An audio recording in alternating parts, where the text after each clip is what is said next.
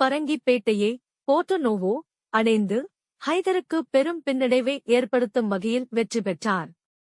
ஹைதர் அங்கு நடைபெற்ற மோதலில் ஆங்கிலேயரிடம் பிடிபடுவதிலிருந்து நூலிழையில் தப்பினார்.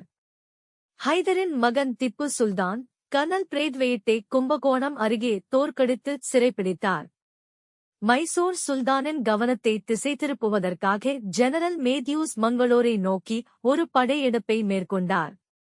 இந்த நடவடிக்கை ஆங்கிலேயர் எதிர்பார்த்தபடி திப்பு சுல்தானை கர்நாடகத்தை விட்டு மேற்கு கடற்கரையை நோக்கி நகர வைத்தது. புற்றுநோயால் பாதிக்கப்பட்ட ஹைதரின் மரணம் 1782 அமெரிக்க சுதந்திரப் போரின் முடிவில் கையெழுத்தான பாரிஸ் உடன்படிக்கை 1783 நீண்ட நாட்களுக்கு நீடித்த மங்களூர் முற்றுகை ஆகிய நிகழ்வுகள் திப்பு சுல்தானுக்கு எதிரான ஆங்கிலேயரின் நடவடிக்கைகளுக்கு வலுச் சேர்ப்பதாக இருந்தன.